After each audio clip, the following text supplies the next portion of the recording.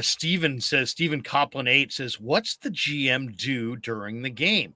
I mean, heck, my kid was watching Moneyball the other day and he's like, Billy Bean, you used to leave the stadium during the game, Dad? I'm like, yeah, actually, I kind of know Billy a little bit. Billy liked to work out during the game. I think Farhan is kind of a Billy disciple. I think if you're looking for Farhan in a suite during the game, you're probably not going to find him, but you might see him on a treadmill in the clubhouse. Did you do the same thing as an assistant GM that you did when you were the GM? And do you do the same? Does the average GM do the same thing every game? Or is it like, hey, you know what? Today I'm going to watch it here. Tomorrow I'm going to do this. I'm going to I'm going to mix it up. And do you do anything? Do you have a meaningful role during the 9 innings? Well, assistant GM there, GM, down south, and every game was important. Every game, you get ready for that first. You're grinding. Ready for it, yeah.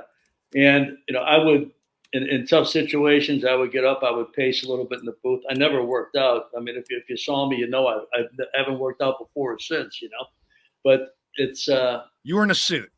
You weren't in sweats. You weren't walking around in sweats. No, never sweats. In San Francisco, it was in the summertime, on a Saturday afternoon or a Sunday afternoon, it was a Tommy Bahama shirt. Right. And during the week at night, or even, in the summer at night, it was a leather jacket and a sweater. And both Sabes and I, were probably looked like we came out of the same store, But, it was, we took it seriously.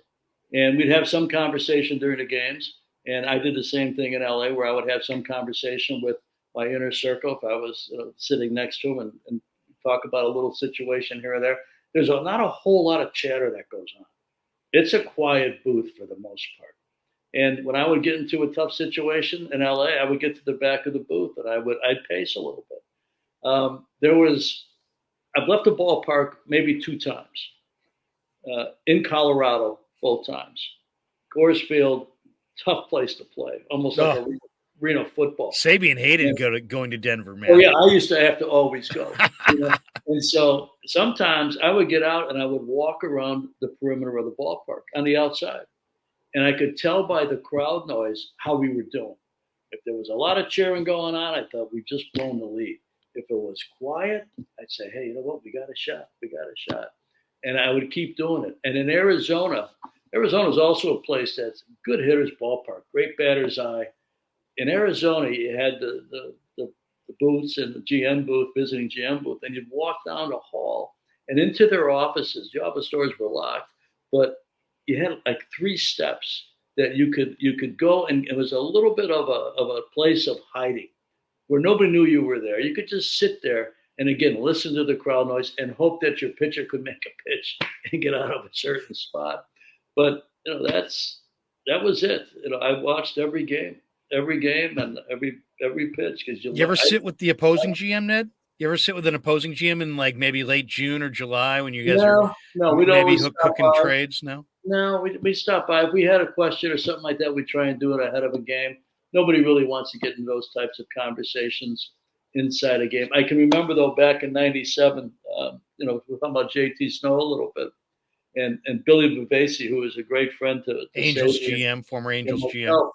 Where the Angels are playing in Candlestick. And I think you can look this up. We're playing in Candlestick, and we had just acquired JT. And Billy comes in and says, how's JT doing and this and that? I wish him well and all that. And as he's standing there, JT hits one out. and Billy looks at us and he goes, I'm done, boys. And he walks out of the field. Really? Oh, yeah. And I mean, you say take Alan Watson and Fausto Macy with you. That's what you guys traded for. That's why you don't really visit at that point in time. I would sit in LA with my hands in front of my face and in front of my mouth a lot, because in case I uttered something that was something I would be ashamed of uttering, I didn't want the TV camera picking the close up on TV. Yeah, so if people saw me sitting with my hands in front of my mouth, there's a chance that I was maybe prone at that minute to say something out loud and maybe loudly, but not often, but it happened from time to time.